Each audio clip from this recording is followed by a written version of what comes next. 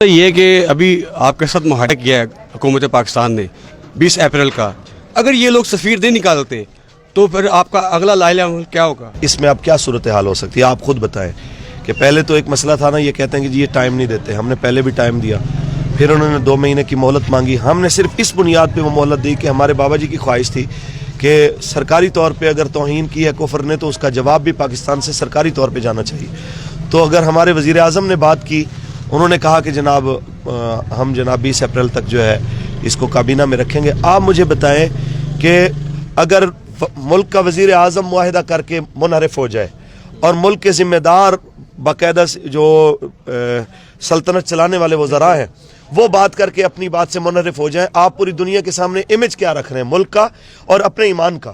کہ ملک کی امیج اگر دیکھا جائے تو جو اپنے ملک کے ساتھ وعدہ وفا نہیں کر سکتے وہ اور ممالک کے ساتھ کر سکتے ہیں۔ اگلی بات یہ ہے کہ جو اپنے آقا و مولا کی عزت کے لیے کچھ نہیں کر سکتے تو وہ اپنے کسی اور بزنس پارٹنر یا کسی شراکت دار ملک کے لیے کیا کر سکتے ہیں؟ کچھ بھی نہیں۔ تو اس لیے ہم یہ کہتے ہیں کہ یہ ان کی عزت کے لیے بہتر ہے کہ جو معاہدہ انہوں نے کیا اس کو پورا کریں، اور انشاءاللہ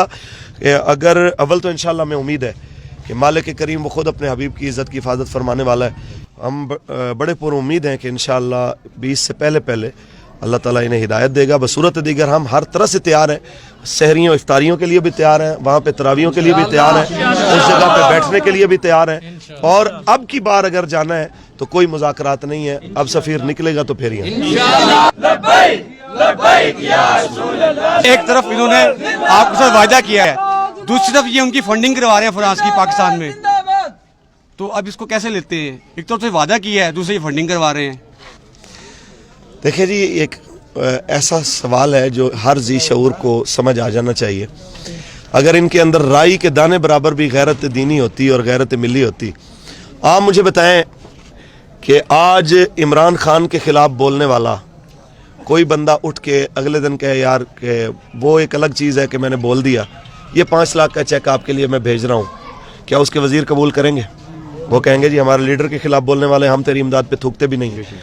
آج نواز شریف نے اداروں کے خلاف بات کی ہے، وہ GHQ میں 10-10 20-20 لاکھ کے چیک بھیج دے جرنیلوں کو کہ جناب یہ آپ کے لیے، تو ہمارے جرنیل کہیں گے کہ ہم تھوکتے بھی نہیں ہیں تمہاری امداد پہ، تو ہمارے ادارے کے خلاف بولتا ہے اور تو ہمیں پیسے دینا چاہتا ہے۔ سوال اتنا ہے کہ اپنے ادارے کے لیے، اپنی عزت کے لیے تو اتنے حساس ہیں، زرداری کے ماننے والے اس کے لیے حساس ہیں، نواز شریف کے لیے ماننے والے اس کے لیے حساس ہیں، کیا رسول اللہ کی عزت کے لیے کوئی بھی حساس نہیں ہے جو اتنی کہہ سکتا کہ ہم نے اس سے پہلے بھی ٹوٹی ہوئی سڑکیں دیکھی ہیں، اس سے پہلے بھی ہم نے برے حالات دیکھے ہیں، ہم وہ سب کچھ گوارا کر سکتے ہیں لیکن رسول اللہ کے گستاخ سے امداد اور معاونت نہیں لے سکتے۔ اگر ان کے اندر غیرت ہوتی تو یہ جواب دیتے، اس کی بجائے کہ آپ وہاں پہ رو رہے ہوتے یا ہم رو رہے ہوتے کہ یہ کیا کر رہے ہیں۔ آپ بتائیں کہ صاحبزادہ محمد سعد حسین صاحب رضوی دامت برکاتہم العالیہ، ہمارے مرکزی امیر،